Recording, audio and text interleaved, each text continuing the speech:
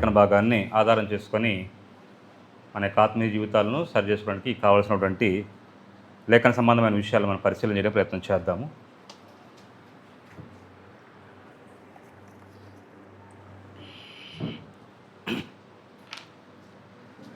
నేను అంశాన్ని బోధించడానికి ముందు మీకు ఒక చిన్న పని చెప్తున్నాను, త్వరగా చేయండి. ఒక 2-3 నిమిషాలు అయిపోవాలి పని ఏంటంటే, దేవుడు మనల్ని చేయమని చెప్పినవి, చేయొద్దని చెప్పినవి ఒక లిస్ట్ రాయండి.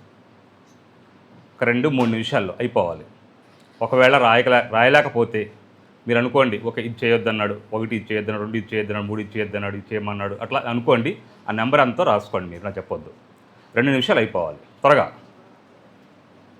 దేవుడు ఇది చేయమన్నాడు, ఇది చేయొద్దన్నాడు, ఏవి చేయమన్నాడు, ఏవి చేయొద్దన్నాడు మీకు తెలిసిని రాయండి, త్వరగా. 2 నిమిషాల్లో అయిపోవాలి. ఎవరు ఎక్కువ రాస్తే వాళ్ళ ప్రైజ్ ఇస్తాను.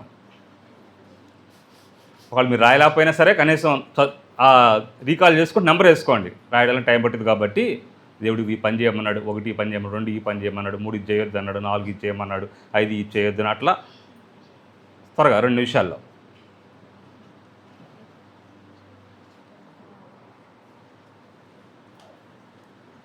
ఎవరు ఎక్కువ రాస్తే వాళ్ళకి ఒక ప్రైజ్ ఇస్తాను, వచ్చే ఆదివారం ఇస్తాను.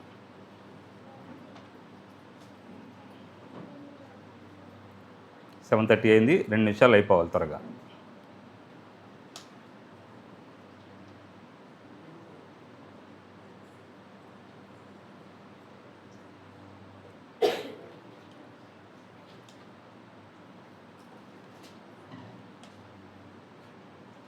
మీ ఇష్టం, మీరు ఏదైనా రాయండి. అంటే ఇదిగో దేవుడు ఈ పని చేయమన్నాడు, ఈ పని చేయమన్నాడు, ఇది చేయమన్నాడు, ఇది చేయమన్నాడు, ఇది చేయొద్దన్నాడు, అట్లా లెక్కేసుకుంటా ఏ విషయమైనా సరే, అది ఆరాధన అయినా సరే, లేకపోతే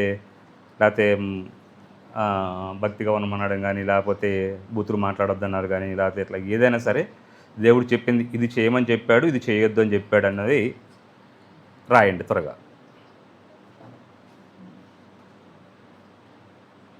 రాయగలిగిన వాళ్ళు అటు పేర్లు రాసుకోండి, రాయలేని వాళ్ళు జస్ట్ చదువుకోండి, నెంబర్ వేసుకోండి.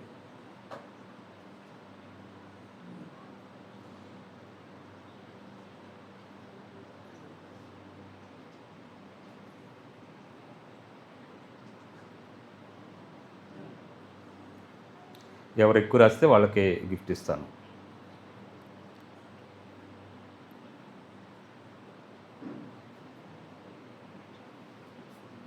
మాధవరావు గారు నవ్వుతున్నారు.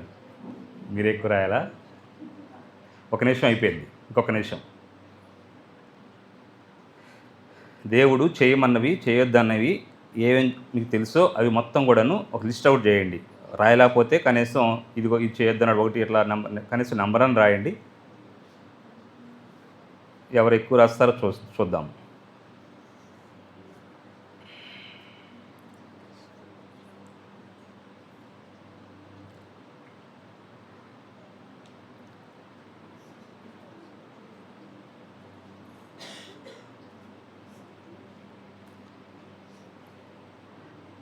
అందరూ బాగా హోంవర్క్ చేస్తున్నారు.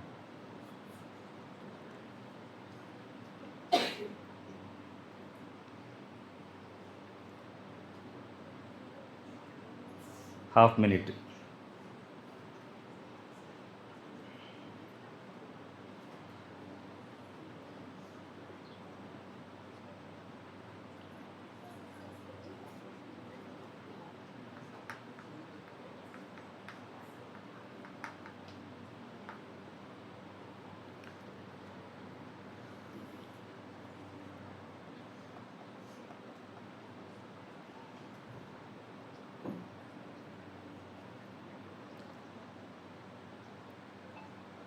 ఓకే, చాలండి.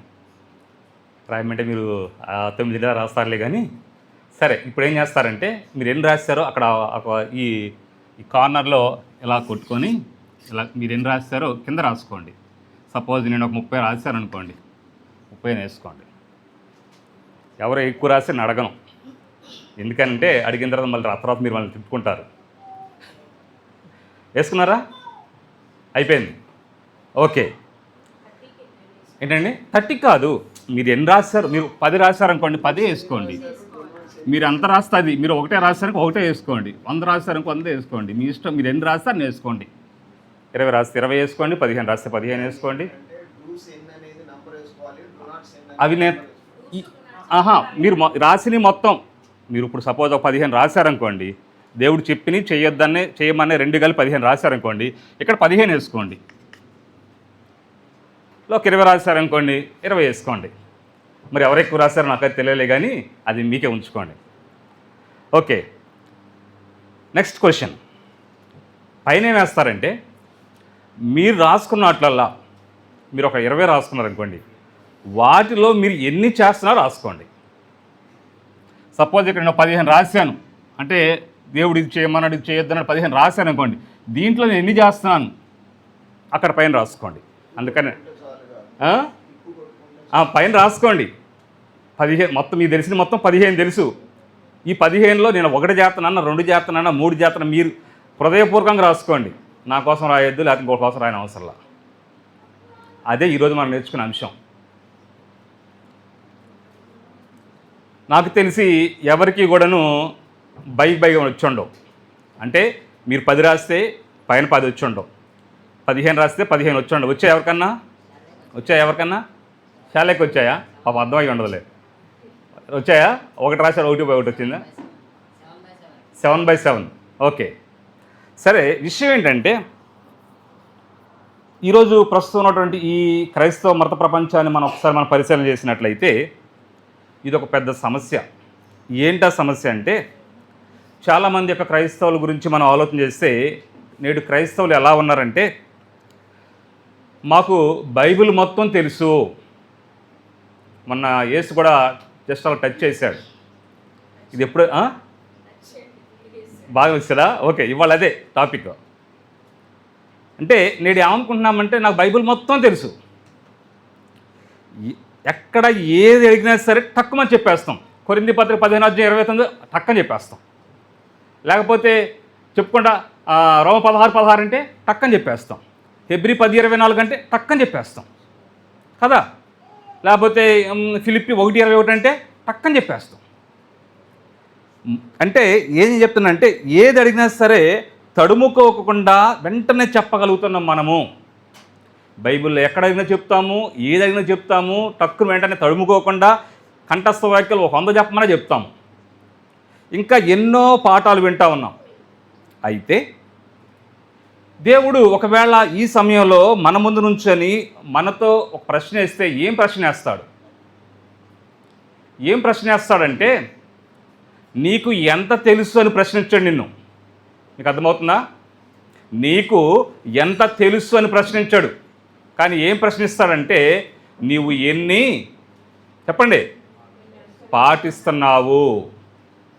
ఎందుకు చెప్తున్నానంటే, చెప్పాను కదా, ఈరోజు మనందరిలో ఒక రకమైన ప్రైడ్ ఉంది. ఏంటంటే, నాకు అంతా తెలుసు, నేను నేర్చుకోవాల్సిన పని లేదు. ఓకే, నీకు అంతా తెలుసు, బాగానే ఉంది, కానీ నువ్వు ఆచరించేదంతా.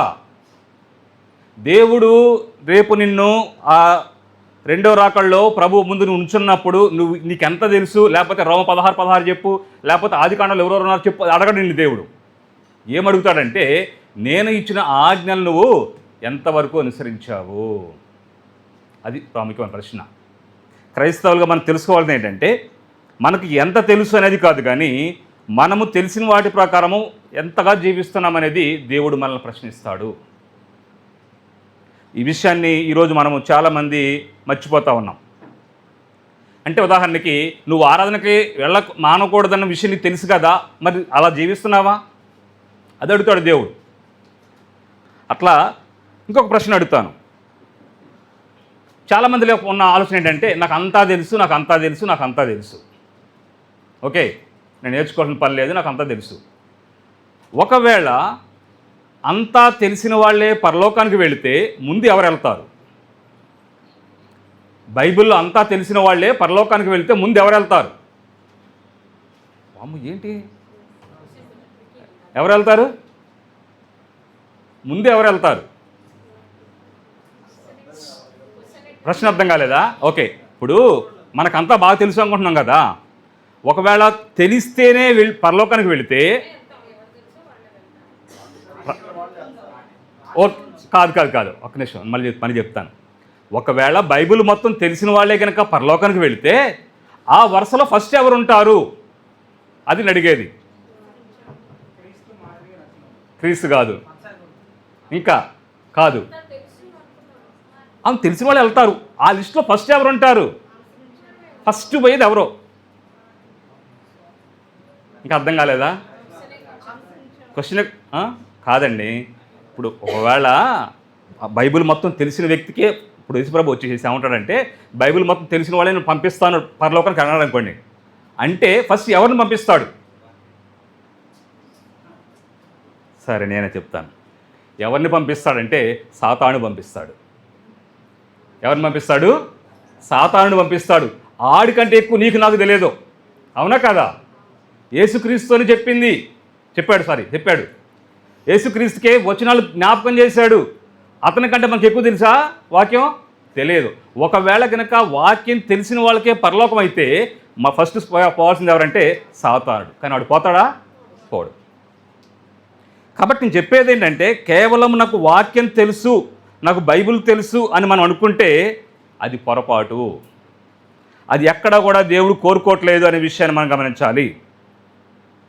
ఎందుకనంటే ఈ బైబిల్ ఎంత తెలిసినప్పటికీ కూడాను, వాక్యం ఎంత తెలిసినప్పటికీ కూడాను, వాక్య జ్ఞానం ఎంత ఉన్నప్పటికీ కూడాను మనము కేవలం దానిని బట్టి పరలోకానికి వెళ్ళమనే విషయాన్ని గమనించుకోవాలి. అయితే మీరు ప్రశ్న అడగవచ్చు, ఏమండి తెలుసుకోవడం తప్ప, వాక్యం నేర్చుకోవడం తప్ప అంటే తెలుసుకోవడం తప్ప అని అడగవచ్చు. కానీ తెలుసుకోవడం తప్పు అని ఎక్కడా చెప్పడు. కానీ కేవలం తెలుసుకుంటే మాత్రం తప్పు. కేవలం తెలుసుకుంటేనే మాత్రం తప్పు. ఎందుకనంటే ఆచరణ లేని జ్ఞానం అనేది వ్యర్థం.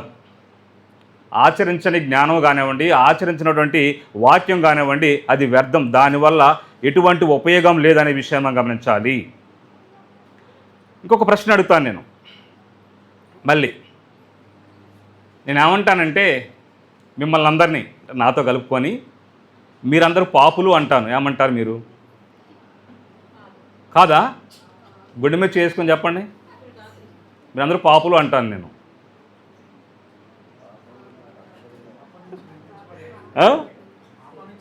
కడగబడ్డారు, ఓకే, నేను కాదంటలేదు. మీరు పాపులు అంటాను, అవునంటారు, కాదంటారు నాకు చెప్పండి. కాదు, ఓకే. కానీ నేనేమంటానంటే, అంటే పాపం అంటే ఏంటి? ఆజ్ఞాతిక్రమం పాపం. ఇంకేమీ లేదా? యాకోబు పత్రిక 4వ అధ్యాయం 17వ వచనం.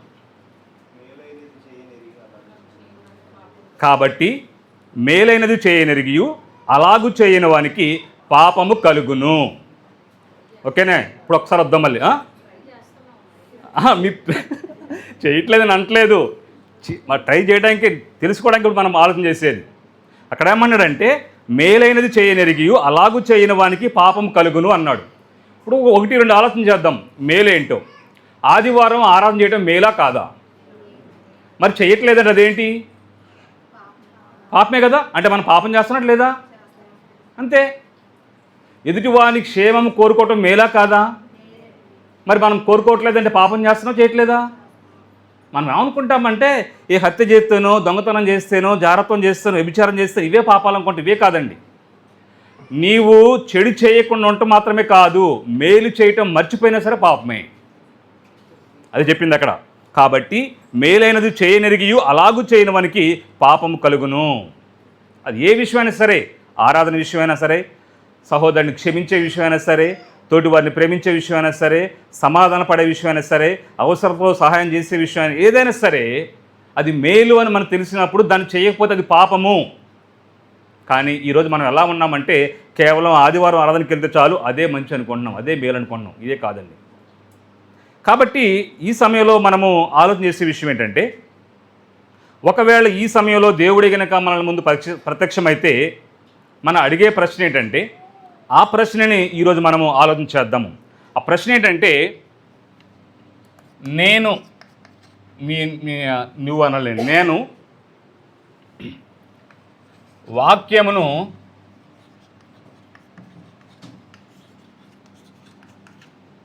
తెలుసుకుంటున్నానా లేక ఆచరిస్తున్నానా? చాలా ప్రాముఖ్యమైన అంశం. నేను వాక్యమును తెలుసుకుంటున్నానా, ఆచరిస్తున్నానా? కానీ 99% మంది నేటి క్రైస్తవులు ఉన్నారంటే తెలుసుకుంటున్నారు. ఎక్కువ మంది అవునన్నా కాదన్నా సరే, ఇది ఎక్కువ మంది ఏమన్నారంటే తెలుసుకుంటున్నారు కానీ ఆచరించట్లేదు. చెప్పే కదా, మనకు అన్నీ తెలుసు.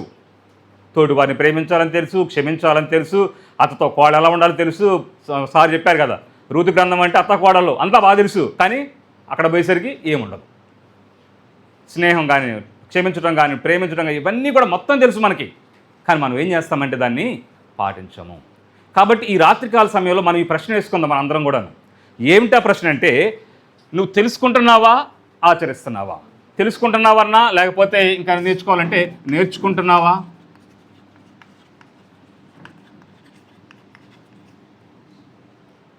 ఏదైనా ప్రశ్న. ఈ అంశాన్ని గురించి మనము ఆలోచించేద్దాం. మనలో ఉన్నటువంటి కొంత ఒక చెడు దురభిప్రాయం ఏంటంటే, తెలుసుకుంటే చాలు, ఆచరించకపోయినా పర్వాలేదు అన్న ఆలోచన మనలో ఉంది. కానీ ఈ అంశాన్ని గురించి కొన్ని అంశాలుగా మనం తెలుసుకుందాము. మొట్టమొదటి అంశం ఏంటంటే, దేవుని వాక్యం ఏం చెప్తుందంటే, దేవుని వాక్యము తెలుసుకోవడము ప్రాముఖ్యమైనది. ఎందుకంటే మీరు ప్రశ్న వేస్తారని నేను ముందే సమాధానం చెప్తున్నాను. దేవుని వాక్యం తెలుసుకోవడము ప్రాముఖ్యమైనది. మొట్టమొదటి పాయింట్. దేవుని వాక్యాన్ని తెలుసుకోవాలని లేకపోతే నేర్చుకోవాలని చెప్పేసి మనకి బైబిల్ బోధిస్తుంది. బోధించడం మాత్రమే కానీ మనల్ని ప్రోత్సహిస్తుంది. అయితే కొంతమందికి ఇది ఇష్టం ఉండదు, కొంతమందికి నేర్చుకోవడం ఇష్టం ఉండదు. ఎందుకనంటే కొన్నిసార్లు మనకే చూస్తాం. మనము ఆన్లైన్ క్లాసులు స్టార్ట్ చేసినప్పుడు మన యొక్క అటెండెన్స్ ఇప్పుడు అటెండెన్స్ చూస్తే అలా తగ్గుకుంటా వస్తూ ఉంది. ప్రారంభంలో 30-40 మంది ఉండేవాళ్ళు ఇప్పుడు చూస్తే 20, 25 అంతే. అంటే ఏమవుతుందంటే రాను నేర్చుకోవాలనే ఆ ఆసక్తి అనేది తగ్గిపోతూ ఉంది. కానీ బైబిల్ ఏం చెప్తుందంటే నేర్చుకోవాలని చెప్తుంది. సెకండ్ సాటర్డే మనకి స్థానిక సంఘపరంగా క్లాసులు జరుగుతున్నాయంటే అది కూడా మనకు లేదు. అంటే నేను చెప్పబోయేది ఏంటంటే, నేర్చుకునేటానికి చాలామంది ఇష్టపడటం లేదు. కానీ దేవుని యొక్క వాక్యం ఏం చెప్తుందంటే నేర్చుకోవాలని చెప్తుంది. దేవుని యొక్క వాక్యం చెప్తుందంటే నేర్చుకోవాలని చెప్తుంది. ఎంతకాలం అయితే మనం దేవుని యొక్క వాక్యాన్ని నేర్చుకోకుండా ఉంటామో అంతకాలం మనం ఎక్కడ ఉంటామంటే చీకట్లో ఉంటాము. ఎంతకాలం అయితే వాక్యం మనం నేర్చుకోకుండా ఉంటామో అంతకాలం ఎలా ఉంటామంటే చీకట్లో ఉంటాం. చీకట్లో ఉన్నాడు ఏం చేస్తాడు? ఎడిపెడతాడు పోతాడు. చీకట్లో ఉన్నాడికి ఎడిపోతున్నాడు తెలియదు, అక్కడ ఏముందో తెలియదు, వెళ్ళిపోతానే ఉంటాడు. కానీ అదే వెలుగులో ఉన్నవాడికి మాత్రానికి తాను ఎటు వెళ్తున్నాడు, ఏం చేస్తున్నాడు అంతా అర్థమవుద్ది. అందుకనే దేవుని యొక్క వాక్యం ఏం చెప్తుందంటే, కీర్తనల గ్రంథము 119వ కీర్తన 105వ వచనం బాగా చూసినట్లయితే, నీ వాక్యము నా పాదములకు దీపమును నా త్రోవకు వెలుగునై ఉన్నది. కాబట్టి దేవుని యొక్క వాక్యాన్ని మనము నేర్చుకోవాలి, తెలుసుకోవాలి, చదవాలి. చదవకుండా ఉండకూడదు. ఎందుకు చదవాలి, ఎందుకు నేర్చుకోవాలంటే, ఉదాహరణకి ఒక బిల్డర్ ఉన్నాడు అనుకోండి, ఇల్లు కట్టే బిల్డర్ ఉన్నాడు. బిల్డరు ఒక ఇంటికి వెళ్ళిపోయాడు, ఒక అతను వచ్చాడు, మా ఇంటి ఒక బిల్డింగ్ కట్టేయమని చెప్పాడు. కట్టేయమని చెప్పినప్పుడు బిల్డర్ ఏమడుగుతాడు, ఫస్ట్ ఏమడుగుతాడంటే బ్లూ ప్రింట్ అడుగుతాడు. అంటే ఎలా కట్టాలి, నీ మ్యాప్ చూపించమని చెప్తాడు. మ్యాప్ చూసి కడితే ఆ ఏ వ్యక్తి అయితే అడిగాడో అనుకున్న ప్రకారం ఉంటుందా, లేకపోతే మ్యాప్ చూడకుండా ఏ ఇష్టానుసారం కడితే ఉంటుందా? మ్యాప్ చూస్తే అంటే ఆయన ఏ ప్లాన్ తెచ్చుకున్నాడో ఆ ప్లాన్ చూపిస్తే ఆ ప్లాన్ ఆయన చూస్తే ఆయన తెలుసుద్ది, ఓహో ఇక్కడ ఇది కట్టాలి, ఇక్కడ బెడ్రూమ్ ఉండాలి, ఇక్కడ బాత్రూమ్ ఉండాలి, సో ఇక్కడ కిచెన్ ఉండాలి, ఆయనకు అర్థమవుద్ది, అలా కడతాడు. అలా తెలియలేదనుకోండి, కట్టే అవకాశం లేదు. అలాగే దేవుని యొక్క వాక్యాన్ని కూడా మనం పరిశీలన చేసినప్పుడు మనకి దేవుని యొక్క వాక్యం తెలిస్తేనే మనం ఎలా జీవించాలో తెలుసుద్ది. కాబట్టి ఖచ్చితంగా మనము దేవుని యొక్క వాక్యాన్ని నేర్చుకోవాలని చెప్పేసి దేవుని యొక్క గ్రంథం మనకు తెలియజేస్తూ ఉంది. ఎందుకనంటే మన జీవితంలో కొన్నిసార్లు శ్రమలు, శోధనలు వచ్చినప్పుడు వాటి నుంచి మనం బయటపడాలి అంటే ఖచ్చితంగా దేవుని యొక్క వాక్యం మనకు తెలియాలి. ప్రభువైన యేసుక్రీస్తు కూడా భూమి మీద ఉన్నప్పుడు ఆయన లేఖనాలు ఎరిగినాడు కాబట్టి ఆయన శోధించబడినప్పుడు ఆ లేఖనాలను అనుసరించి ఆ శోధనని జయించగలిగాడు. తిమోతిని గురించి పౌలు ఒక మాట చెప్తాడు. ఏమంటాడు? అతనికి విశ్వాసాన్ని మెచ్చుకుంటాడు కదా, ఇంత మంచి విశ్వాసం అని చెప్పాడు కదా, అది ఎలా వచ్చిందండి? తిమోతి రాసిన 2వ పత్రిక 3వ అధ్యాయం 14 ఏమంటాడంటే, బాల్యము నుండి నీవు ఎరుగుదువు అంటే తెలుసుకుంటేవి. కాబట్టి మనము ఆత్మీయంగా అభివృద్ధి చెందాలంటే మనం ఏం చేయాలంటే ఖచ్చితంగా దేవుని యొక్క వాక్యాన్ని మనము నేర్చుకోవాలి, తెలుసుకోవాలి. దేవుని యొక్క వాక్యాన్ని తెలుసుకోకుండా నేర్చుకోకుండా మనము ఆత్మీయంగా అభివృద్ధి చెందే అవకాశమే లేదనే విషయాన్ని గమనించాలి. దీనికి కొంచెం నేను ప్రాముఖ్యత తక్కువ ఇస్తాను. ఇక రెండో విషయం ఏంటంటే, కేవలము నేర్చుకుంటే కాదు కానీ, చెప్పండి, కేవలము నేర్చుకుంటే కాదు కానీ దాని ప్రకారము జీవించాలి. ఇది ఎక్కువ మంది చేస్తా ఉన్నారు. దేవుని తెలుసుకోవడం కానివ్వండి, వాక్యం వినడం కానివ్వండి, చదవడం కానివ్వండి, ఎంత ఎక్కువ మంది చేస్తున్నా కానీ ఇక్కడికి వచ్చేసరికి కొంత బ్రేక్ అయిపోతుంది. అందుకని నేను ఫస్ట్ మీకు ఎక్స్ట్రా చెప్పింది అదే. ఇక్కడ అందరూ బాగా రాసి ఉంటారు, దాదాపు 20-30 చేసి ఉంటారు అందరూ. మీకు ఎన్ని తెలుసు అంటే, కానీ ఇది ఎంతమంది చేస్తారంటే మరి భవిష్యత్ ఎంతమంది చేస్తారో నాకు తెలియదు. సో కేవలము తెలుసుకుంటే లేకపోతే జ్ఞానం ఉంటే సరిపోదు మనకు. ఇది గుర్తుపెట్టుకోవాలి మనం. నాకేంటంటే ఇప్పుడు ఎవరైనా పిలిచి ఏదైనా క్లాసు రమ్మంటే నాకు అంతా తెలుసాను, ఇంకా నేర్చుకునేది ఏముంది అక్కడ, అదేగా చెప్పేది, ఏం నేర్చుకునేది ఉంది? ఆన్లైన్ క్లాసు రమ్మన్నా, బైబిల్ క్లాసు రమ్మన్నా, ఏది రమ్మది అంటారు. ఎంతకాలం నేర్చుకుని అదే కదండి, ఇంకేముందో నేర్చుకోవడానికి అనుకుంటాం. కానీ నేర్చుకునేది చాలా ఉంది. అయితే మనం కేవలం తెలుసుకుంటే మాత్రమే కాదు కానీ మనం చేయాల్సింది ఏంటంటే దాని ప్రకారం మనం జీవించాలి. మనం తెలుసుకున్న దాని ప్రకారం మనం జీవించాలి. అలా జీవిస్తేనే దేవుడు నిన్ను చూసి సంతోషపడతాడు. నీకు వాక్యం ఎంత తెలుసు అన్నది దేవుడు చూడడు. నువ్వు 66 పుస్తకాలు కంఠస్థం చేసి లేకపోతే ఆదికాండ 1వ అధ్యాయం నుంచి ప్రకటన గ్రంథం చివరి అధ్యాయం చివరి వచనాలకు వరుసలు చదివినా సరే దేవుడిని పరలోకాన్ని ఇవ్వడవు. ఇది గుర్తుపెట్టుకోవాలి. నేను ఒక 10 సార్లు లేదనండి, 20 సార్లు లేదనండి, 30 సార్లు లేదని ఏ ఉపయోగం లేదు దానివల్ల. నువ్వు ఎంత చదివావు, ఎంత నేర్చుకున్నావు, ఎంత తెలుసుకున్నావు అన్నది కాదు కానీ నువ్వు ఎంత పాటించావు అనేది చాలా ప్రాముఖ్యమైన విషయం. దేవుడు కోరుకునేది అదే. నేడు చాలామంది తెలుసుకుంటున్నారు, నేర్చుకుంటున్నారు కానీ దాన్ని అనుసరించి మాత్రానికి జీవించడం లేదు. అయితే ఈ సమస్య ఇప్పటిది కాదండి. ఈ సమస్య ఇప్పటిది కాదు. యేసు ప్రభు బ్రతుకున్న దినాల్లో కూడాను ఈ సమస్య మనం చూస్తాము. మత్తయి సువార్త 15వ అధ్యాయము 8వ వచన భాగంలో అక్కడ మాట్లాడుతూ ఏమంటాడంటే, ఈ ప్రజలు తమ పెదవులతో నన్ను గణపరచుదురు కానీ వారి హృదయం నాకు దూరముగా ఉన్నది. పెదవులతో మాత్రానికి వాక్యం బల చెప్పేస్తానే ఉంటారు అన్నీ, కానీ వారి హృదయం మాత్రానికి దూరంగా ఉందంట. దేని దూరంగా ఉందంటే దేవుని యొక్క వాక్యానికి, దేవుని వాక్య ప్రకారం నడుచుకోవడానికి దూరంగా ఉంటుంది. ఈరోజు కూడా మన పరిస్థితి అలా ఉందేమో. బహుశా మనకు కూడా అన్నీ తెలిసేమో, ఏ వచ్చిన వాటిని చెప్తామేమో, ఎక్కడాడు చెప్తామో, కానీ ఆ చేసే దగ్గరకు వచ్చేసరికి మనము ఇదైపోతున్నాము. క్రైస్తవుడు బైబిల్ బాగా చదవచ్చు, అవసరమైతే చూడకుండా చెప్పవచ్చు, ఇవన్నీ చేయొచ్చు, కానీ దాన్ని ఆచరించకపోతే మాత్రానికి అది వ్యర్థం. ఇది మనం గమనించాల్సింది, అది వ్యర్థము.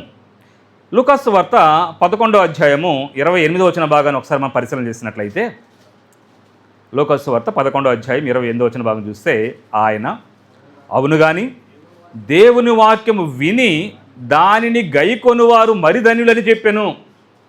సందర్భం మనకు అందరూ తెలుసు కాబట్టి నేను దాంట్లోకి వెళ్ళలేదు, జస్ట్ దాన్ని ఎక్స్ప్లెయిన్ చేస్తాను. అవును కానీ దేవుని వాక్యమును విని దానిని గైకొనువారు మరి ధన్యులని చెప్పాను.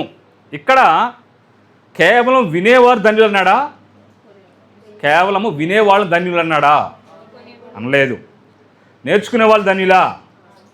చదువుకునే వాళ్ళు ధన్యులా? కేవలం బైబిల్ జ్ఞానం ఉంటే ధన్యులా? కానీ మనం ఏమనుకుంటున్నామంటే అదే ధన్యత. అది కాదండి.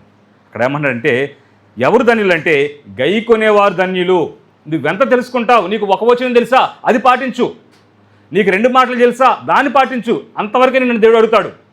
నీకు తెలియని దాని గురించి ఎప్పుడు దేవుడిని అడగడం. మోషే శరీరం ఏమైపోయిందని అడుగుతాడు దేవుడు, నిన్ను అడుగుతాడా? అవసరంలా. ఏం అడుగుతాడంటే నువ్వు ఆరాధనకి ఎందుకు రావట్లేదని అడుగుతాడు, నీ తోటి సహోదరుని ఎందుకు ప్రేమించలేదని అడుగుతాడు, నీ తోడు వారిని ఎందుకు క్షమించలేదని అడుగుతాడు, లేకపోతే ఎదుటివారితో మంచిగా ఎందుకు ఉండలేదని అడుగుతాడు. ఇవి అడుగుతాడు. కానీ మోషే శరీరం ఏమైపోయింది, లేకపోతే అహరోన్కి ఎంతమంది పిల్లలు, ఆయన ఇంత తప్పు చేశారు, ఇవన్నీ అడగడండి. అంటే చెప్పేది ఏంటంటే, మనము అది వినటాన్ని బట్టి, చదవడాన్ని బట్టి, నేర్చుకోవడం బట్టి, తెలుసుకోవడం బట్టి మనము ధన్యులం కాదు. కానీ దాన్ని పాటించడానికి మాత్రమే మనం ధన్యులం అవుతామనే విషయాన్ని మనం గమనించాలి. దేవుడు ఇప్పుడు కూడా మనల్ని నువ్వు ఎన్నిసార్లు ఎంత వాక్యం విన్నావు, లేకపోతే ఎన్ని కంఠస్థ వాక్యాలు చెప్పావని ఎప్పుడు మనల్ని అడగడం. కానీ ఏమడుగుతాడంటే, నువ్వు ఎంతగా ఎన్ని వాక్యాలు అనుసరించి నువ్వు జీవిస్తున్నావు అనే విషయాన్ని మాత్రానికి అడుగుతూ ఉంటాడు.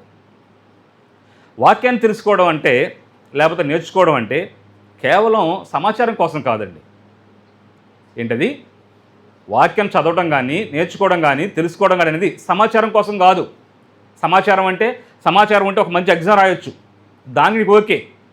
అంటే ఒక ఐఏఎస్, ఐపీఎస్ చదువుతున్నప్పుడు ఏం చేస్తారంటే, బోల్డ్ డేటా కలెక్ట్ చేసుకొని మొత్తం నేర్చుకొని పోయి ప్రజెంట్ చేస్తాడు అంతే. జస్ట్ ఆ డేటాను ప్రజెంట్ చేస్తారు అంతే. కానీ క్రిస్టియన్ లైఫ్ అనేది సమాచార సేకరణ కాదు. అంటే వాక్యాలు నేర్చుకోవడం కాదు, వాక్యాలు బట్టి పడడం కాదు, వాక్య జ్ఞానాన్ని సంపాదించడం కాదు, ఇది మాత్రమే కాదు. కేవలం ఇదే మనం చేస్తే మనము పొరపాటు పడినట్టు అనే విషయం గమనించాలి. ఇది ఎందుకనంటే, వాక్యం తెలుసుకోవడం అనేది అది మనము ఆచరించడానికి, అనుసరించడానికి. కానీ మనకన్నీ బాగా తెలుసు కానీ మనం చేయమండి. ఇదే వచ్చిన ఇబ్బంది ఏంటంటే, మనకన్నీ బాగా తెలుసు. ఏం తెలుసు? ఆదివారం ఆరాధన మాన కూడా తెలుసు, బూతులు మాట్లాడకూడదు తెలుసు, తోటి వారిని ప్రేమించాలని తెలుసు, శత్రువుని క్షమించాలని తెలుసు, లేకపోతే హత్య చేయొద్దని తెలుసు, లేకపోతే ఎన్ని తెలుసు. కానీ ఏం చేస్తామంటే మనం చెయ్యం. కొన్ని విషయాలు చెప్తాను. ప్రార్థన చేయాలని తెలుసా లేదా? ఎంతమంది చేస్తున్నాం మనం? చేద్దులేండి, పర్లేదు, వద్దు అంటున్నానులేండి. మళ్ళీ ఒకళ్ళెత్తు ఎందుకు అంటే, మనకు ప్రార్థన చేయాలని తెలుసు కానీ మనం చేయం. కొన్నిసార్లు ఏదో ఎప్పుడు చేస్తామంటే, సహోదరులు చెప్పినట్లు పొద్దున్న లేచినప్పుడు చేస్తాం, వాళ్ళు చేస్తే, మళ్ళీ రాత్రికి పడుకున్నప్పుడు చేస్తాం, ఈ తినేటప్పుడు మాత్రం చేస్తే అది అక్కడ ఇంట్లో ఉంటే చేస్తాం, బయటికి వెళ్ళడం చేస్తాం తెలియదు, కానీ ఇంట్లో మాత్రం చేస్తాం. లేకపోతే ఏదైనా ఒక పెద్ద శ్రమ వచ్చింది, కష్టం వచ్చింది, అనారోగ్యం, అప్పుడు చేస్తాం తప్ప మిగతా అన్ని సమయాలు చేయము. మనకు తెలుసు కానీ మనం చేయము. ప్రార్థన కానివ్వండి, క్షమాపణ, తోటి వారిని క్షమించాలని మనకు తెలుసా లేదా? ఎన్నిసార్లు అనుకొని తెలుసుకున్నాను, చదువుకుంటాం వచనాన్ని, మరి క్షమిస్తున్నాం మనం అంటే ఏం చేస్తున్నాం? మనము మేలైన చేస్తున్నాం, చేయట్లేదు అంటే అర్థం ఏంటి? పాపమే కదా, మరి నీకు ఉంటుంది అక్కడ పరలోకంలో. ఇంత లోతు మనం ఆలోచించాం. అది మనకి ఏంటంటే క్షమించాలి, అంతే. తర్వాత దేవుని వాక్యం చదువుకోవడం, నేర్చుకోవడం, ఆరాధన మానకూడదని తెలుసా తెలియదా? వచ్చిన చెప్పమంటే గడగడ చెప్పేస్తాం. Hebrews 10:24 సమాజం కూడా మానక. కానీ అది ఆచరణలోకి వచ్చేసరికి ఎలా ఉంది? అదే చెప్తున్నాను. నీకెంత జ్ఞానం ఉంది, నీకెంత తెలుసు, దేవుడిని అడగడు. కానీ నువ్వు ఎంత ఆచరిస్తామని దేవుడు అడుగుతాడు. అది ప్రాముఖ్యమైన విషయం. క్రైస్తవులు మనం తెలుసుకోవాల్సింది అంటే, నాకెంత తెలుసు కాదు, నాకెంత జ్ఞానం ఉంది కాదు, నేను తెలుసుకోవాల్సింది ఏంటంటే నేను ఎంత ఆచరిస్తున్నాను. నీకు 2 విషయాలు చెప్పు, 2 ఆచరించు. 3 తెలుసు, 3 ఆచరించు, అంతవరకే. కాబట్టి ఆరాధన పోగొట్టకూడదు, సమయాన్ని పోగొడితే ఏమంటాం మనం? సమయాన్ని పోగొట్టుకుంటే అజ్ఞాని అంటాం. అజ్ఞాని అంటే జ్ఞానం లేనోడు, బుద్ధి లేనోడు. అవునా కాదా? ఇది మనందరికీ తెలుసా లేదా? ఇక్కడ కూర్చొని అందరికీ తెలుసు. కానీ ఇంకా మన సమయాన్ని పోగొట్టుకుంటున్నామంటే అర్థం ఏంటి? మనకు తెలుసు అంతే, మనం ఆచరించట్లా. అదే చెప్పేది. మనకు అన్నీ తెలుసు, ఏం చేయాలో తెలుసు, ఏం చేయకూడదో తెలుసు, కానీ మనం మళ్ళీ అది చెయ్యం. సమయానికి మనకు తెలుసు, సమయాన్ని పోగొట్టుకోకూడదని మనకు తెలుసు, కానీ పోగొట్టుకుంటున్నామంటే మన పరిస్థితి ఏంటి? లేకపోతే సంఘం గురించి కొంతమంది డినామినేషన్ వాళ్ళతో మాట్లాడినప్పుడు, ఈ డినామినేషన్లో కాదు, మామూలు ఎవరితో మాట్లాడినా సరే సంఘం గురించి ఓకే నిజమే బ్రదర్, అది కరెక్టే, కానీ అంతవరకే. అది తెలుసు, అది కరెక్ట్ అని తెలుసు, కానీ అక్కడ రారు. మళ్ళీ సంఘం విషయం కానివ్వండి, పారంపర్యాచారాలు కానివ్వండి. పారంపర్యాచారాలు చేయకూడదని మనకు ఎంతమంది తెలుసా తెలియదా? బహుశా మన స్థానిక సంఘాన్ని తెలిసినంత ఏ స్థానిక సంఘాన్ని కూడా తెలియదు. పారంపర్యాచారాలు చేయకూడదన్నది మన స్థానిక సంఘాన్ని తప్ప వేరే ఏ స్థానిక సంఘం అంత తెలియదు. కానీ ఇంకా మనం చేస్తున్నామంటే మనం ఏం సంపాదిస్తున్నామంటే ఓన్లీ జ్ఞానాన్ని సంపాదిస్తున్నాము, తెలుసుకుంటున్నాము, నేర్చుకుంటున్నాం, అంతే, పాటించట్లా. కానీ దేవుడేమో అది కోరుకోవట్లేదు, నీకు తెలియాలని నువ్వు కోరుకోవట్లేదు, కానీ నువ్వు పాటించాలని కోరుకుంటున్నాడు. కానుకల విషయం కూడా, కానుకలు ఎంత ఇయ్యాలో మనకు తెలుసు, తెలుసా లేదా? వాక్యం చదవమంటే 2 కొరింథీ పత్రిక 8వ అధ్యాయం 1 నుంచి 4 గడగడ చూడకుండా చెప్పేస్తాం. లేకపోతే 2 కొరింథీ పత్రిక 9వ అధ్యాయం 6 నుంచి 9 గడగడ చెప్పేస్తాం. కానీ అది ఎంతవరకు మనం ఆచరిస్తున్నాం? దాన్ని మనం ఎంతవరకు ఆచరిస్తున్నాము? నిజంగా ఒత్తిడిని కొలది మనం దేవునికి ఇస్తున్నామా? సంతోషంగా ఇస్తున్నామా? లేకపోతే ఏడ్చుకుంటూ ఇస్తున్నామా? లేకపోతే అప్పటికప్పుడు జేబులో ఉండి తీసి దాంట్లో పడేస్తున్నామా? ఎలా ఇస్తున్నాం మనం? సిద్ధపాటు కలిగి మనం ఇస్తున్నామా అంటే ప్రశ్నార్థమే. సమస్య ఏంటంటే మనం తెలుసుకుంటున్నాము, నేర్చుకుంటున్నాం, కానీ దాన్ని మనము ఆచరించట్లేదు. కానీ దేవుడు మాత్రం నేను అడిగేది ఏంటంటే అది ఆచరణ అడుగుతాడు తప్ప వేరేదేం అడగడు. తర్వాత బాప్తిసం పొందాలని చెప్పేసి మనకు అందరూ తెలుసా లేదా? కానీ ఇంకా ఎంతమంది మనలో బాప్తిసం పొందలేదు? బాప్తిసం పొందితేనే రక్షణ, పొందితేనే పరలోకానికి వెళ్తాము, లేకపోతే పోవని బాగా తెలుసు మనకి. నమ్మి బాప్తిసం పొందినవాడు రక్షణ పొందును మనకు బాగా తెలుసు. మరి తెలిసి కూడా పొందకపోతే ఏంటి పరిస్థితి ఏంటి అంటే తెలిసి కూడా మనం చేయట్లేదు. తెలిసి కూడా చేయట్లేదంటే దేవుని ఆజ్ఞ అతిక్రమిస్తున్నాం, మనం పాపం చేస్తున్నాం. బాప్తిస్మము లేకపోతే సహోదర ప్రేమ కానివ్వండి, లేకపోతే అసూయ, లేకపోతే భర్తకు లోబట్టం, లేకపోతే సహోదర ప్రేమ, తల్లిదండ్రులను సన్మానించడం మనకు అందరూ తెలుసా లేదా? ఎన్నిసార్లు చదువుంటామో, చిన్నప్పటి నుంచి సండే స్కూల్ నుంచి చదువుంటాం. కానీ మన తల్లిదండ్రులు ఎలా చూస్తున్నాం మనం? అంటే కేవలం నేర్చుకోవడానికి, తెలుసుకోవడానికి ఉపయోగిస్తున్నామా? మనం ఆచరిస్తున్నామా? తల్లిదండ్రులు సన్మానించడం, అదే సార్ చెప్పారు కదా రూతు గ్రంథంలో అత్త కోడళ్ళు మనకు ఎన్నిసార్లు చదువుకుని ఉంటాం సిస్టర్స్ అందరం. కానీ మరి మన ఇంటికి వెళ్ళిన ఎలా ఉంది పరిస్థితి? ఇలాగే ఉందా? అంటే మనం ఏదైతే నేర్చుకున్నామో దాని ప్రకారం జీవిస్తున్నామా, లేకపోతే తెలుసుకుంటున్నామా జస్ట్? అంటే ఈ విషయాలన్నింటిని బట్టి నేను చెప్పేది ఏంటంటే ఇంకా చాలా విషయాలు ఇట్లా చెప్పుకుంటూ పోతే ఏంటంటే కేవలము నేటి క్రైస్తవులు తెలుసుకుంటున్నారు, నేర్చుకుంటున్నారు, జ్ఞానాన్ని సంపాదిస్తున్నారు, కానీ ఆచరించడం లేదు. అందుకని ప్రశ్న ఏంటంటే నువ్వు తెలుసుకుంటున్నావా, ఆచరిస్తున్నావా? కేవలం నువ్వు తెలుసుకుంటే దానివల్ల ఏ ఉపయోగం లేవు. అఫ్కోర్స్ నువ్వు తెలుసుకోవాలి, కానీ కేవలం తెలుసుకుంటే మాత్రం ఇక్కడితో ఆగిపోతే మాత్రానికి నీకు ఏ ఉపయోగం లేదు. నువ్వు ఖచ్చితంగా పరలోకానికి పోవు.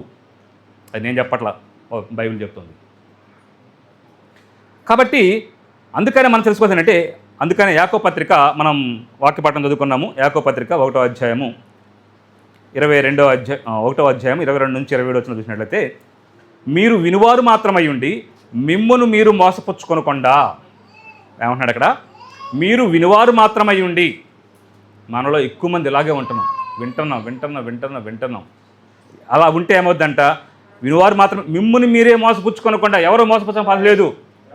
ఎదుటి వ్యక్తి అప్పుడు సపోజు మా దగ్గర వచ్చిన మోసం చేయలేడు, లేకపోతే భరత్ వచ్చి మోసం చేయలేడు, లేకపోతే రాజకుమార్ వచ్చిన మోసం చేయలేడు. నాకు నేనే మోసం చేసుకుంటా. ఎలా చేసుకుంటానంటే నేను విన్నాను, ఏమిన్నానంటే ఆదివారం ఆరాధన మానకూడదని విన్నాను. అది ఒకవేళ చేసిననుకోండి నన్ను నేనే మోసం చేసుకున్నట్లు.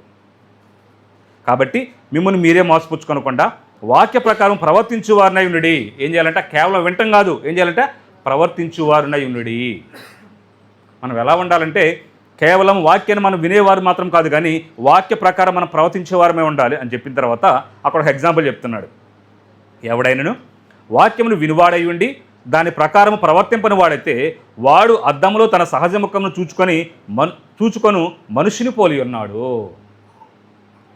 ఇక్కడ ఈ విషయాన్ని ఒకసారి ఆలోచన చేసినట్లయితే ఎవరైతే కేవలం విని విడిచిపెడతారో దాని ప్రకారం చేయకుండా ఉంటారో వాళ్ళు ఎలాంటి వాళ్ళు అంటే, సపోజ్ నా ఉదాహరణకి నా మొహానికి ఇది అంటింది, చాక్ పీస్ అంటింది. నేను చేస్తానంటే ఏమైనా అంటింది అని చెప్పేసి అద్దంలో చూసుకున్నాను. అద్దంలో చూసుకుంటే కనపడింది. ఏం కనపడింది అంటే ఓహో బొగ్గ మీద చాక్ పీస్ అంటింది కనపడింది.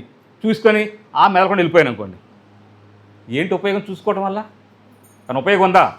నేను అద్దం చూసుకున్నాను, ఏమైనా అంటిందని చూసుకున్నాక ఓహో అంటిందని అర్థమైంది. అంటింది అర్థమైన తర్వాత మెదలకుండా వెళ్ళిపోయా. ఏం చేసి తుడుచుకోకుండా వెళ్ళిపోయినా. ఏమైనా ఉపయోగం ఉందా? ఏమీ లేదు. అట్లాగే జస్ట్ వాక్యం విని దాని ప్రకారం ఎవరైతే చేయరో వాళ్ళు కూడా అలాంటి వాళ్ళే. అంటే వాళ్ళ జీవితాలు ఎటువంటి మార్పు ఉండదు. ఒక్కసారి వాక్యమైన అర్థం దగ్గరకు మనం వచ్చినప్పుడు మనలో ఉన్న లోపాలు కనపడినప్పుడు వెంటనే మనం సరి చేసుకోవాలి అని చెప్పి అక్కడ చెప్తున్నాడు. వాడు తను చూచుకొని అవతలికి పోయి తానెట్టివాడు వెంటనే మర్చిపోవును కదా. చూశాడు, ఈరోజు ఆరాధనకి వెళ్ళలేదు, అది తెలిసింది, మెదలకుండా వెళ్ళిపోయాడు. అంతే. ఆయనకి ఏం అర్థం కాలేదంటే ఈరోజు నేను ఆదివారం ఆరాధన మానేశాననే విషయం అర్థం కాలేదు, లేకపోతే నేను బూతులు మాట్లాడుతున్నానన్న విషయం అర్థం కావట్లేదు, లేకపోతే నేను తోటి సహోదరిని ద్వేషిస్తున్నానన్న మాట అర్థం కావట్లేదు. అందుకనే తను చూచుకొని అవతలకు పోయి తాను ఎటువాడు వెంటనే మర్చిపోను కదా అని చెప్పిన తర్వాత అక్కడే 25వ వచనం ఏంటంటే అయితే స్వాతంత్రం నుంచి సంపూర్ణమైన నియమంలో తేరు చూచి నిలకడగా ఉండువాడెవడో వాడు విని మర్చువాడు కాక క్రియను చేయువాడై ఉండి తన క్రియలో ధన్యుడగును. తన క్రియలో ధన్యుడగును. ఎవరు ధన్యులు అంటే ఎవరైతే విని దాన్ని మర్చిపోకుండా క్రియ చేస్తారో వాళ్ళు ధన్యులు. అందరూ ధన్యులు కాదండి. విన్నంత మాత్రం ధన్యులు కాదు, నేర్చుకున్నంత మాత్రం ధన్యులు కాదు, తెలుసుకున్నంత మాత్రం ధన్యులు కాదు. ఎవరు ధన్యులు అంటే విని మర్చిపోక దాని ప్రకారం క్రియ చేసేవాడు ధన్యుడు. ఒక్కసారి మనల్ని మనం పరిశీలన చేసుకుందాము. నా పరిస్థితి ఎలా ఉంది? నేను ఇంతకాలం వాక్యం వింటున్నాను, ఇన్ని విషయాలు నేర్చుకుంటున్నాను కదా, ఆ విన్న వాక్య ప్రకారం నేను జీవిస్తున్నానా, లేకపోతే జస్ట్ తెలుసుకుని విడిచిపెట్టేస్తున్నానా? ఒకసారి పరిశీలన చేసుకుందాము. అక్కడ ఒక ఎగ్జాంపుల్ చెప్తాడు 26వ వచనంలో, ఎవడైనను నోటికి కళ్ళెము పెట్టుకొనక తన హృదయమును మోసపరుచుకొనుకు భక్తి గలవాడని అనుకునేడలా వాని భక్తి వ్యర్థమే. నీలో ఉన్న లోపాలు సరి చేసుకోకుండా నువ్వెంతకాలం వాక్యం విన్నా సరే నేను మంచిగానే భక్తిగానే ఉంటున్నాను నువ్వు అనుకుంటే ఆ భక్తి వ్యర్థం. నీలో లోపాలు సరి చేసుకోకుండా నువ్వు ఎంతకాలం అలా ఉన్నా సరే నీ భక్తి వ్యర్థము అని చెప్తారనమాట. కాబట్టి మనం తెలుసుకోవాలి ఏంటంటే కేవలం వినువారమై మాత్రమే ఉండి విన్న వాక్య ప్రకారం మనం చేయకపోతే మనల్ని మనం మోసపరుచుకున్నట్లు మన భక్తి అనేది వ్యర్థమనే విషయం గమనించాలి. యోహాను సువార్త 14వ అధ్యాయము 15వ వచన భాగాన్ని పరిశీలన చేసినప్పుడు అక్కడ ఒక మాట చెప్తాడు. ఏమంటాడంటే, మీరు నన్ను ప్రేమించినడలా నా ఆజ్ఞలను గైకొందురు. మీరు నన్ను ప్రేమించినడలా నా ఆజ్ఞలను గైకొందురు. ఒక ప్రశ్న, ఇక్కడ ఎవరైనా సరే యేసుక్రీస్తుని ప్రేమించిన వాళ్ళు ఉన్నారా? ఇక్కడ కూర్చున్న వాళ్ళలో ఎవరైనా సరే యేసుక్రీస్తుని ప్రేమించిన వాళ్ళు ఉన్నారా? బ్రదర్ నేను ప్రేమించట్లేదని చెప్పేవాళ్ళు ఎవరు ఉన్నారా? ఎవరు లేరు. మరి యేసుక్రీస్తు చెప్పిన ఆజ్ఞలు మొత్తం మనం అనుసరించే వాళ్ళు ఉన్నారా? అది లేరు, ఇది లేరు, ఏది లేరు.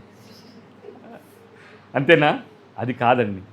అక్కడ ఏమంటాడంటే నిజంగా మనము యేసుక్రీస్తుని ప్రేమిస్తే ఆయన ఆజ్ఞలు గైకొంటాము. గైకొనట్లేదు అర్థం ఏంటంటే ప్రేమించట్లా. అది ఎంతవరకు అంటే ఇక్కడ వరకు వెళ్తుంది కానీ ఇక్కడ దాకా రావట్లా. జస్ట్ ఈ చెవితో ఉన్నాం, ఈ చెవితో లేస్తున్నాం అంతవరకే. ఓహో ఆదివారం ఆరాధన మనకూడదా? ఓకే అయిపోయింది. ఓహో సమయాన్ని పోగొట్టుకోకూడదా? ఓకే అయిపోయింది. లేకపోతే దేవునికి ప్రాధాన్యం ఇవ్వాలా? ఓకే అయిపోయింది. లేకపోతే తోడు వారిని క్షమించాలా? ఓకే అయిపోయింది. లేకపోతే బూతులు మాట్లాడకూడదు? ఓకే అయిపోయింది. అంత ఇది వెళ్ళిపోతుంది అంతే, ఇలా అక్కడ రావట్లా. కానీ ఏమన్నాడంటే ఎవరైతే యేసుక్రీస్తుని ప్రేమిస్తారో వాళ్ళు ఆయన ఆజ్ఞలను గైకొంటారు. ఇక్కడ యేసుప్రభు మాటలు చూస్తే నువ్వు చదువుకుంటే నన్ను ప్రేమించినట్లు కాదు. యేసుప్రభు ఇలా చెప్పట్లా. ఏమన్నాడంటే నువ్వు చదువుకుంటే నన్ను ప్రేమించినట్లు కాదు, నువ్వు వింటే నన్ను ప్రేమించినట్లు కాదు, లేకపోతే నువ్వు తెలుసుకుంటే ప్రేమించినట్లు, ఇట్లా ఏం చెప్పట్లా. ఏం చెప్తున్నాడంటే నువ్వు చేస్తేనే నన్ను ప్రేమించినట్లు. ఒక్కసారి పరిశీలన చేసుకుందాము. ఈ ఒక విషయం, ఒక మాట ఏంటంటే కేవలము జ్ఞానంతో వాక్యంతో మన బుర్రలను నింపితే దానివల్ల ఏ ఉపయోగము లేదు. కేవలము జ్ఞానంతో కానివ్వండి వాక్యంతో కానీ మన బుర్రలతో నింపితే దానివల్ల ఏ ఉపయోగం లేదు. ఉదాహరణకి ఒక డాక్టరు పేషెంట్ ఉన్నాడు అనుకోండి. ఒక డాక్టర్ గారి దగ్గరికి పేషెంట్ వెళ్ళాడు. పేషెంట్ వెళ్ళిన తర్వాత ఆ డాక్టర్ ట్రీట్మెంట్ చేశాడు, తనకున్న జబ్బు ఏంటో డయాగ్నోజ్ చేశాడు. డయాగ్నోజ్ చేసేసి కొన్ని మందులు రాసిచ్చాడు. మందులు రాసిచ్చేసి స్లిప్ ఇచ్చేశాడు. ఇచ్చిన తర్వాత ఇప్పుడు ఆ పేషెంట్ ఆ మందుల పేర్లు ఏంటో మొత్తం చూశాడు. ఓకే డోలో, ఎసిక్లోఫెనక్, డిఎస్ఆర్, ఇంకేంటి మొత్తం ఆ స్క్రిప్షన్ తీసి వాటి పేర్లు మొత్తం చదివాడు. ఆ పేర్లు మొత్తం కూడా తెలుసుకున్నాడు. తెలుసుకుంటే అతను జబ్బు పోద్దా? ఎందుకని తెలుసుకున్నాడుగా. ఏంటది? మన పరిస్థితి అలాగే ఉంది. మనం కూడా తెలుసుకున్నాంగా, చాలు అంతవరకు. మరి మనం ఎందుకు అనుకోవట్లేదు? తెలుసుకుంటే చాలదు అని అంత గట్టి చెప్తున్నావే, మరి వాక్యాన్ని కేవలం తెలుసుకుంటే చాలదని మనకు ఎందుకు అర్థం కావట్లేదు? కేవలం పేర్లు తెలుసుకుంటే ఉపయోగం లేదు, లేకపోతే ఆ మందుల గురించి ఉపయోగాలు తెలుసుకుంటే ఉపయోగం లేదు, లేకపోతే ఆ మందులు కొని తెచ్చిపెట్టుకుంటే ఉపయోగం లేదు, లేకపోతే మందులు చూస్తూ తెచ్చుకున్నాము బాగానే ఉంది, ఆడ టేబుల్ పెట్టుకొని చూస్తూ ఉన్నాం, తగ్గుద్దా? చూస్తున్నాంగా. మన పరిస్థితి అలాగే ఉంది. వాక్యం వింటున్నాం, నేర్చుకుంటున్నాం, తెలుసుకుంటున్నాం, అంతవరకే. అది మనలో ఫలించడానికి ఏం చేయాలి అది మనం చేయట్లేదు. ఎలాగైతే ఒక పేషెంట్ ఆ మందులు తెచ్చుకొని వాటిని వేసుకున్నప్పుడు అది ఆ వ్యాధి తగ్గుద్దో అలాగే మనం కూడాను వాక్యం ఎంత చదివినా సరే, ఎంత నేర్చుకున్నా కానీ, ఎంత జ్ఞానం ఉన్నా సరే ఉపయోగం లేదు. ఎప్పుడు ఉపయోగం అంటే దాన్ని మనం పాటించినప్పుడు, అప్పుడు మాత్రమే మనకి ఉపయోగం ఉంటుందనే విషయాన్ని గమనించాలి. యోహాను సువార్త 13వ అధ్యాయము 17వ వచన భాగాన్ని మనం పరిశీలన చేసినట్లయితే యోహాను సువార్త 13వ అధ్యాయం 17వ వచన భాగాన్ని, ఈ సంగతులు మీరు ఎరుగుదురు కనుక వీటిని చేసిన ఎడల మీరు ధన్యులగుదురు. ఏమంటున్నాడు? ఈ సంగతులు మీరు ఎరుగుదురు కనుక వీటిని చేసిన ఎడల మీరు ధన్యులగుదురు. ఇక్కడ చేసిన ఎడల ధన్యులగుదురు అన్నాడా, లేకపోతే ఎరుగుదురు కాబట్టి ధన్యులు అన్నాడా? చేసిన ఎడల. మనం ఏమనుకుంటున్నామంటే మనం ఎరుగుదాం కాబట్టి మనం ధన్యులు, అంతే. అక్కడ చెప్తున్నాం మీరు ఎరుగుదురు కనుక వీటిని, అంటే మనకి ఏదైతే ఎరుగుతామో, అంటే దేనైతే మనం తెలుసుకుంటామో దాన్ని చేస్తేనే మనం ధన్యులము, దాన్ని చేస్తేనే మనం ధన్యులము. అది ఏ విషయమైనా సరే, ఆరాధన కానివ్వండి, ఇంక వేరే విషయం సరే, మనము ఏదైతే మనం ఎరిగామో దాన్ని మనం చేస్తేనే మనం ధన్యులం. కానీ మనం వింటే ధన్యులం కాదు, తెలుసుకుంటే ధన్యులం కాదు, లేకపోతే జ్ఞానాన్ని సంపాదించుకుంటే మనం ధన్యులం కాదు. ఒక ఉదాహరణ చెప్తాను. రోడ్డు మీద వెళ్ళేటప్పుడు ఎటువైపు వెళ్ళాలి? రాజకుమార్ గారు ఎటువైపు వెళ్ళాలండి? ఎడం వైపున వెళ్ళాలి, మనకు తెలుసు కదా.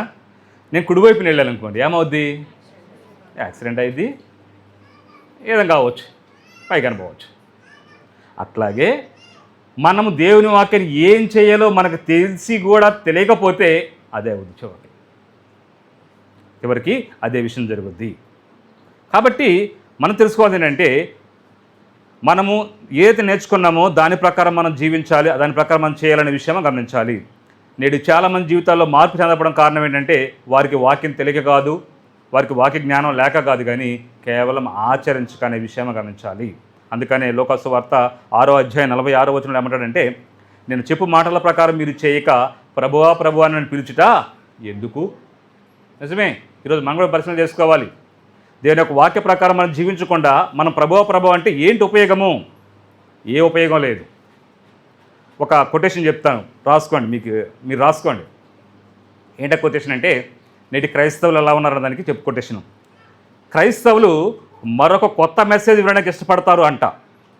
క్రైస్తవులు మరొక కొత్త మెసేజ్ వినడానికి ఇష్టపడతారు.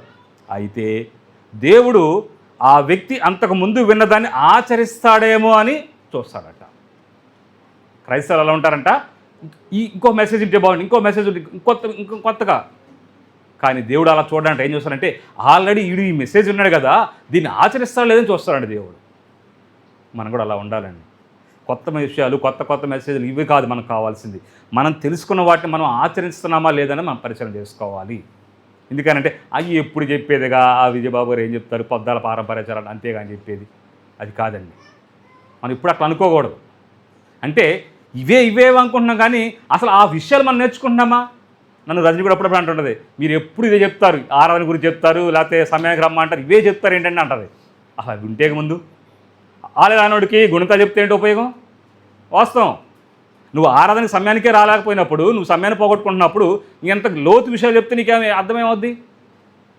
కాబట్టి మనం తెలుసుకోవద్దు ఏంటంటే, మనం ఎప్పుడు కూడాను కొత్త విషయాలు తెలుసుకోవడానికి కాదు, కానీ తెలుసుకున్న వాటిని మనము ఆచరించడానికి ప్రయత్నం చేయాలి.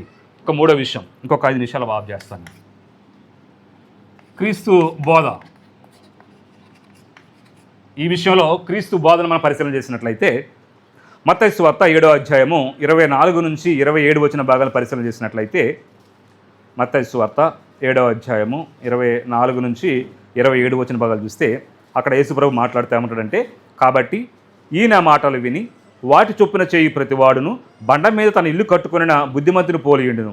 వాన కురిసెను, వరదలు వచ్చెను, గాలి విసిరి ఆ ఇంటి మీద కొట్టెను, కానీ దాని పునాది బండ మీద వేయబడిన కనుక అది పడలేదు. మరియు ఈ నా మాటలు విని వాటి చొప్పున చేయని ప్రతివాడు ఇసుక మీద తల్లి ఇల్లు కట్టుకున్న బుద్ధిహీను పోలియుండును. వాన కురిసెను, వరదలు వచ్చెను, గాలి విసిరి ఆ ఇంటి మీద కొట్టెను, అప్పుడు అది కూలబడెను. ఇక్కడ యేసుప్రభు చెప్పినటువంటి ఈ ఉపమానంలో, ఈ విషయంలో 2 వ్యక్తుల గురించి చెప్తున్నాడు. ఏం చెప్తున్నాడు? 2 వ్యక్తులు ఉన్నారు. ఇద్దరికి యేసుప్రభు చెప్పాడా లేదా? ఇద్దరికే చెప్పాడు. అక్కడ చెప్పాడు, ఈ నా మాటలు విని ఇద్దరు విన్నారు. కానీ ఒక వ్యక్తి ఏమో విన్నదాని ప్రకారం చేశాడు కాబట్టి అతని ఇల్లు నిలిచింది.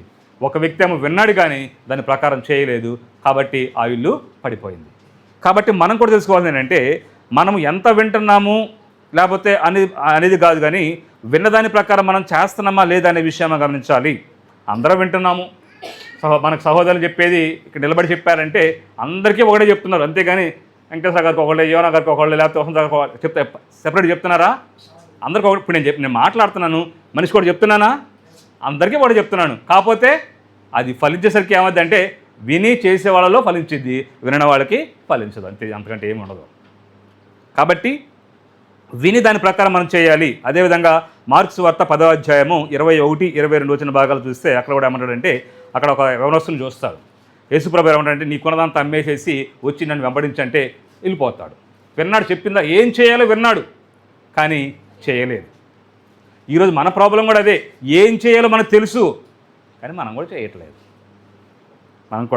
చేయటం లేదు. అందుకనే యాకోబు పత్రికలో 2వ అధ్యాయం 20 వచ్చిన ఏమిటంటే, ప్రాణం లేని శరీరం ఎలాగో మృతమో అలాగూ క్రియలు లేని విశ్వాసము మృతము. నువ్వెంత నేర్చుకున్నా సరే, ఎంత విశ్వాసం ఉన్నా సరే, నువ్వు ఎంత జ్ఞానం సంపాదించినా సరే, ఆ క్రియల రూపంలో లేకపోతే అది వ్యర్థమనే విషయాన్ని మనం గమనించాలి. ఇక 4వ విషయము, మరి నేర్చుకుంటున్నారు, అంతా బాగానే ఉంది, మరి ఎందుకు అనుసరించి జీవించలేకపోతున్నారు? ఎందుకు అనుసరించి జీవించలేకపోతున్నారు?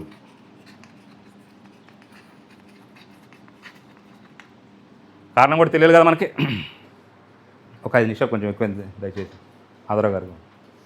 ఓకే, ఎందుకు నేడు అనుసరించి జీవించలేకపోతున్నారని మనం పరిశీలన చేసినట్లయితే, ఈరోజు ఎక్కువ మంది జీవితాల్లో మార్పులు రాకపోవడం కారణం ఏంటంటే, వాళ్ళు వాక్యాన్ని అనుసరించి జీవించబడని బట్టి మార్పు రావడం లేదు. దేవుని వాక్యం మన జీవితంలో మార్పుని కలగజేయాలి. మన మాటలో మార్పు కనబడాలి, మన ఆలోచనలో మార్పు కనబడాలి, మన సంబంధ బాంధవ్యాల్లో మార్పు కనపడాలి, మన అలవాట్లో మార్పు కనపడాలి, మన ప్రాధాన్యతలో మార్పు కనపడాలి. ఎంత ఎప్పుడు జరుగుద్దంటే, కేవలం మనం వాక్య జ్ఞానాన్ని తెలుసుకుంటే మాత్రం జరగదు, కానీ ఆ తెలుసుకున్న వాక్య ప్రకారం మనం జీవిస్తే మనకి మార్పు జరుగుతుంది. ఇంకా మరి మన జీవితాల్లో మార్పు రావడం లేదంటే సమస్య ఏంటంటే, ఆ సమస్య మనలోనే ఉంది. ఏంటి ఆ సమస్య అంటే, మనం ఎంతవరకు ఎలా ఉంటున్నామంటే తెలుసుకునే వారంగా, నేర్చుకునే వారంగా ఉంటున్నామే కానీ అనుసరించే వారంగా మనం ఉండడం లేదు. అందుకనే మన జీవితాల్లో మార్పు రావడం లేదు అనే విషయం మనం గమనించాలి. ఈ మార్పు రాకపోవడానికి, లేకపోతే అనుసరించి జీవించబడడానికి కొన్ని కారణాలు చెప్తాను. ఏంట కారణం అంటే, మొట్టమొదటి కారణం ఏంటంటే భయం. దేవుని యొక్క వాక్యాన్ని అనుసరించి జీవించలేకపోవడానికి కారణం ఏంటంటే భయము. ఎక్స్ప్లెయిన్ చేస్తాను. భయం ఏంటా? భయం అంటే, ఇలా నేను చేస్తే ఏం జరుగుద్దో, ఇలా నేను చేస్తే ఏం జరుగుద్దో. ఉదాహరణకి ఏదైనా ఒక కార్యక్రమం జరుగుతున్నప్పుడు ఒక వ్యక్తి చనిపోయాడు. ఒక సందర్భం తీసుకుని ఒక వ్యక్తి చనిపోయాడు. చనిపోయినప్పుడు ఏం చేస్తాము? సాధారణంగా ఏమంటారంటే, మనం వెళ్ళి చూసాము, ఎత్తులు గల్లాలు, దింపుడు గల్లాలు, లేకపోతే ఈ కాలు ఇటువైపే పెట్టాలి, లేకపోతే బాడీ బయటే పెట్టాలి, లేకపోతే ఇంటి పేరట వాళ్ళే స్నానం చేపియాలి, ఇవన్నీ చేయాలి. తల మీద పెట్టేసేసి ఆమె రాయాలి, ఇవన్నీ చెప్తారు కదా. లెఫ్ట్ హ్యాండ్తోనే పెట్టాలి. ఇవన్నీ ఎందుకు చేయాలంటారు చెప్పండి? భయం. చేయకపోతే ఏదో జరుగుద్ది, ఆ కీడు జరుగుద్ది, ఆ భయాన్ని బట్టి చేయట్లేదు. అంటే అర్థం ఏంటంటే, ఈరోజు ఇంకా పారంపర్యాచారాలు పక్కన పెట్టి వాక్యానుసారం మనం చేయలేకపోతాం. అర్థం ఏంటంటే, మనం ఇంకా భయపడుతున్నాం. చాలామంది భయపడుతున్నారు, అందుకని చేయట్లేదు. ఇది చేస్తే ఏమవుద్దో, ఇవి చేయకపోతే ఏమవుద్దో అనే భయంతో వాక్యాన్ని పక్కన పెట్టేస్తున్నాము. ఏది పారంపర్యాలు కావచ్చు, లేకపోతే శిక్షణలు కావచ్చు, ముహూర్తాలు కావచ్చు, లేకపోతే ఇంకేదైనా ఇంకా అవ్వచ్చు. ఇవాళ మా స్కూల్లో ఒక పిల్లడు కూడా రాలేదు. ఏంటని ఎంక్వైరీ చేసి ఎవరు తెలిసిందంటే, ఇది అమావాస్య అంట. వాళ్ళకి ఆ భయం పట్టుకుంది. చూడండి, అంటే ఏంటంటే అమావాస్య ఏమీ లేదు మనం చెప్తే వాళ్ళు నమ్మరు. ఎందుకంటే వాళ్ళు వెళ్తే జరుగుద్దేమో అది. కాబట్టి ఈరోజు వాక్యాన్ని ఎక్కువ మంది ఆచరించడం కారణం ఏంటంటే భయం. ఇంకా కొన్ని రకాల భయాలు చెప్తాను. ఇంకా కొన్ని రకాల భయం ఏంటంటే, కొంతమందికి సంఘము క్రీస్తు సంఘమే నిజమని తెలిసినా కానీ బయటికి రాలేదు. ఎందుకనంటే వాళ్ళ కులం. ఒకవేళ నా కులాన్ని కాదని అక్కడికి వెళితే నన్ను వెలేస్తారేమో, మనకు బాగా తెలుసు. అంటే ఇది నెగిటివ్, కానీ పాజిటివ్ చెప్తాను. మనకి చనుబండలో నాగేశ్వర గారు ఉన్నారు. వాళ్ళ కులం ఇలాగ చెప్పారంట, మీరు ఏం చేస్తే మీకు మా సంబంధం లేదు. అయినా సరే వాళ్ళు భయపడలా. వాళ్ళు వాక్యానుసారం జీవిస్తున్నట్టు అర్థమైంది, వాళ్ళు భయపడలా. కానీ ఈనాటికి చాలామంది భయపడుతున్నారు. దేవుని దగ్గర రావాలంటే భయము, బాప్తీసం తీసుకోవాలంటే భయము, బాప్తీసం తీసుకుంటే మళ్ళీ మమ్మల్ని ఎక్కడ వదిలేస్తారని భయము, లేకపోతే పారపర వదిలేస్తే భయము. ఇన్ని భయాలు ఉన్నాయి ఈ రోజులో. అందుకనే చాలామంది చేయడం లేదు. ఆరాధనకు రావడానికి కానివ్వండి, లేకపోతే బాప్తీసం తీసుకోవడానికి కానివ్వండి, లేకపోతే సంఘం దగ్గర రావడం కానివ్వండి, పారంపర్య పక్కన పెట్టడానికి కానివ్వండి, ఇవన్నీ చేయడం కారణం ఏంటంటే భయం. ఆ భయాన్ని బట్టి నేడు చాలామంది వాక్యాన్ని అనుసరించి జీవించడం లేదు. తెలుసుకుంటున్నారు సంఘమే సత్యము, లేకపోతే బాప్తీసం పొందకపోతే రక్షణ లేదు, లేకపోతే పారంపర్య చర్య కూడా అన్నీ తెలుసుకుంటున్నారు, కానీ చేయడానికి ఒకసారి భయం వేస్తామని చేయట్లేదు. రెండవది గర్వం. చేయబడం మరొక విషయం ఏంటంటే గర్వం. ఏంటి ఆ గర్వం అంటే నేనేంటి ఇంకో వాళ్ళు చెప్పేది ఏంటవేంటి, నేనేంటి వాళ్ళు చెప్తే నేనేంటవేంటి అంటే దేవుని యొక్క వాక్యాన్ని కంటే కూడాను వారి సొంత ఆలోచనలకి ఎక్కువ ఇస్తున్నారు. పెద్దవాళ్ళు చూడండి, మనకి అట్లా కాదు ఇట్లా చేయాలన్నా సరే వాళ్ళు ఏమంటారంటే వాళ్ళ ఆలోచన వాళ్ళే కానీ వినరు. సో గర్వం. మూడవది ఏంటంటే ఆసక్తి లేకపోవడం. చేయకపోవడం కారణం ఏంటంటే ఆసక్తి లేకపోవడం. ఇంట్రెస్ట్ ఉండదు చాలామందికి, చేయాలని ఉంటుంది కానీ చేసే ఆసక్తి ఉండదు. అది చూద్దాంలే, చేద్దాంలే, వెళదాంలే, చదువుదాంలే, ఈ లే అని చూసారా, అంతా లేవరు. వాకింగ్ చదువుదామంటే చూద్దాంలే, లేదు 7 గంటల మీటింగ్ ఉందంటే పోదాంలే, ఏమైంది మా మాస్టరేగా 10 నిమిషాలు లేట్ అయితే ఏమైంది అంటాం, వాతావరణం కొద్దిగా బాగాలని చెప్పవచ్చు, లేకపోతే బండి పని పోయారని ఏదో చెప్పొచ్చు. చూద్దాంలే, వెళ్దాంలే, చదువుదాంలే, చూద్దాంలే, బాప్తీసం తీసుకోమని అనుకోండి, చూద్దాంలేండి, కంగారు ఏముంది, ఏదో రావాలిగా, లేదా సంఘం కానీ కూడికలు ఏదైనా సరే ఇలా ఆసక్తి లేకుండా వాయిదాలు వేయడాన్ని బట్టి నేడు చాలామంది చేయడం లేదు. ఇంకా 4వ కారణం ఏంటంటే చేయకపోవడానికి కారణం ఏంటంటే ఇంకా పాపం పట్ల లోకం పట్ల ప్రేమ తగ్గకపోవడం. ఇంకా వాక్యాన్ని అనుసరించి జీవించడం కారణం ఏంటంటే ఈ లోకం పట్ల పాపం పట్ల ప్రేమ తగ్గకపోవడము. వాక్యమేమో ఇది చేయొద్దు అంటది, శరీరం ఇది చెయ్యి అంట, పర్లేదు చెయ్యి అంటది, అంతే. కాబట్టి మనము ఈ దేవుని యొక్క వాక్యాన్ని అనుసరించి జీవించడానికి ఇవి కారణాలు. ఇక చివరిగా కొంతమంది మాదిరిలు, కొన్ని ఎగ్జాంపుల్స్ చెప్పేసి ముగించేస్తాను. ఎగ్జాంపుల్స్ మీరు చెప్పండి, కొన్ని ఎగ్జాంపుల్స్ మీరు చెప్పండి. మొట్టమొదటి ఎవరో దేవుడు చెప్పిన ప్రకారం చేసిన వాళ్ళు. నోవాహు. Very good. నోవాహుని పరిశీలన చేస్తే ఏం చేయమని దేవుడు చెప్పాడో దాన్ని కేవలం తెలుసుకున్నాడా, చేశాడా? ఇది మనం ఆలోచన చేయాలి. దేవుడు నోవాహుకు చెప్పాడు, ఇదిగో ఇది చెయ్యి, దీంతో నువ్వు ఓడగట్టు అని చెప్పాడు కదా. జస్ట్ విన్నాడా, తెలుసుకున్నాడా, అంతవరకు వదిలేశాడు, చేశాడు దాని ప్రకారము? చేశాడు. కాబట్టి ఈరోజు నేను నోవాహు గురించి తెలుసుకుంటున్నాం, ఆయన గురించి చదువుకుంటున్నాం. జస్ట్ ఒకవేళ కేవలం విని వదిలిపెట్టి ఉంటే మనం చెప్పుకునే వాళ్ళం కాదేమో. తర్వాత అబ్రహాం కూడా దేవుడు ఏది చేయమని చెప్పాడో దాన్ని విని వదిలేశాడా, చేశాడా? చేశాడు. కాబట్టి విశ్వాసులకు తండ్రి అని మనం ఈరోజు చెప్పుకుంటున్నాం. చేయకపోయి ఉంటే అబ్రహాం ఎవరు, మనం ఎవరు? చేశాడు. ఏం చేశాడు? నీ దేశం విడిచిపెట్టి పొమ్మన్నాడు, విన్నాడు, విన్న ప్రకారం వెళ్ళిపోయాడు, అంతే. ఎక్కడికి వెళ్ళాలో తెలియదు, ఎలా వెళ్ళాలో తెలియదు, అక్కడ ఏముంటుందో తెలియదు, అయినాగా వెళ్ళిపోయాడు. అదే మనం వెళ్ళమంటే వింటాం కానీ వెళ్ళాం. తర్వాత నీ కొడుకుని బలియమన్నాడు, అసలే లేక బిడ్డ పుట్టాడు, వెంటనే నీ కొడుకుని బలియమన్నాడు, వదిలేసాడా లేకపోతే ఇచ్చాడా? ఇచ్చాడు. తర్వాత యేసుక్రీస్తు కూడా విషయాలు విని వదిలేశాడా, ఏమని చేశాడా? చేశాడు. దేవుడు ఏం చెప్పాడంటే శిలువ మరణం కోసం యేసుక్రీస్తుని పంపించాడు, అది తెలుసుకున్నాడు, దాని ప్రకారమైన శిలువ మరణం పొందాడు. తండ్రి ఏదో చెప్పాడో ఆ పని మొత్తం చేశాడు. కాబట్టి మనము కేవలము తెలుసుకోవడమో వినడమో మాత్రం చేస్తే కాదు, కానీ వాటి ప్రకారం మనం జీవిస్తే అప్పుడు దేవుడు మనల్ని ఆశీర్వదిస్తాడనే విషయం గమనించాలి. చివరిగా ముగింపులో ఒక్కసారి నన్ను నేను పరీక్షించుకుంటాను, నిన్ను నువ్వు పరీక్షించుకో. ఏమనంటే నేను కేవలం వాక్యాన్ని చదువుతున్నానా, కేవలం వింటున్నానా, కేవలం తెలుసుకుంటున్నానా, కేవలం జ్ఞానాన్ని పోగేసుకుంటున్నానా, లేక ఆచరిస్తున్నానా? ప్రతి ఒక్కరు ప్రశ్నించుకోండి, ఎవరికి వాళ్ళే. నేను కేవలం తెలుసుకుంటున్నానా, వాక్యం చదువుతున్నానా, కేవలం వింటున్నానా, కేవలం తెలుసుకుంటున్నానా, లేకపోతే జ్ఞానాన్ని పోగొచ్చుకుంటున్నానా, లేకపోతే ఆచరిస్తున్నాననే ప్రశ్న మనం వేసుకోవాలి. ఎలాగంటే నా క్రియలు నా విశ్వాసంతో సరిపోతున్నాయా? అయిపోయిందండి 2 నిమిషాల ముందు. నా క్రియలు నా విశ్వాసంతో సరిపోతున్నాయా అంటే నేను చేసే పనులు నేను కలిగిన విశ్వాసానికి రెండింటికి మ్యాచ్ అవుతుందా లేదా? మ్యాచ్ అవ్వకపోతే నువ్వు కేవలం తెలుసుకుంటున్నావు కానీ చేయట్లేదు.